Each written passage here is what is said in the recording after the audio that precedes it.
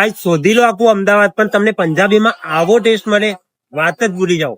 અહીંયાનું પનીર કોલ્હાપુરી એકદમ બેસ્ટ છે, તમને મસ્ત અહીંયા ટ્રાય કરવા આવવું જ પડશે. ગાઈઝ, હવે અમદાવાદના ગોતા બ્રિજ થી ચાંદલોડિયા બ્રિજ તરફ જશો એટલે તમને શ્લોક ઇન્ફિનિટી ની સામે ડિવોર ગાર્ડન રેસ્ટોરન્ટ મળી જશે.